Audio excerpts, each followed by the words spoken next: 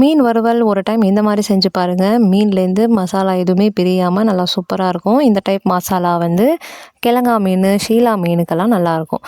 ஷீலா மீன்லாம் வாங்கினீங்கன்னா ஒரு டைம் இந்த மாதிரி ட்ரை பண்ணி பாருங்கள்.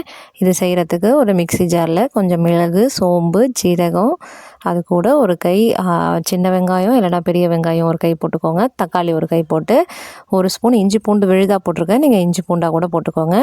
இதில் கூட ஒரு ஸ்பூன் மஞ்சத்தூள், 2 ஸ்பூன் மிளகாய் தூள் சேர்த்துருக்கேன். உங்களுக்கு காரம் பத்தலை உங்கள் வீட்டு மிளகாய் தூள் அப்படின்னா ஒரு ஸ்பூன் தனி மிளகாய் தூள் கூட போட்டுக்கோங்க. கொஞ்சமாக உப்பு போட்டு நல்லா பேஸ்ட்டாக அரைச்சி எடுத்துக்கோங்க. இதை ஒரு பவுலில் மாற்றிட்டு நம்ம எடுத்து வச்சுருக்கேன். நான் இங்கே கிழங்கா மீன் எடுத்துருக்கேன். ஸோ எல்லாத்தையுமே ஒன்றா மசாலா மீன் எல்லாம் ஒன்றா மிக்ஸ் ஆகிற அளவுக்கு நல்லா பிசறி விட்டு இதை ஒரு அரை மணி நேரத்துலேருந்து 1 மணி நேரம் வரைக்கும் அப்படியே ரெஸ்ட் பண்ணிவிடுங்க. இது நல்லா மேரினேட் ஆகணும். இது நல்லா ஊறினதுக்கு அப்புறமா ஒரு தோசைக்கல்லில் நல்லா எண்ணெய் விட்டு ஒரு மீனாக எடுத்து பொறுமையாக வச்சு 2 சைடுமே நல்லா சூப்பர் கோல்டன் ப்ரௌன் வர அளவுக்கு நல்லா வறுத்து எடுத்துக்கோங்க. இது மேலே அந்த வாசனைக்காக கொஞ்சமாக கருவேப்பிலை தூவி விட்டுருக்கேன். அந்த கருவேப்பிலையோட 2 பெரட்டி விட்டு அந்த மீனை அப்படியே எடுத்து சாப்பிட்டிங்கன்னா சூப்பராக இருக்கும். ட்ரை பண்ணி பாருங்கள். அவ்வளோதான். Happy cooking.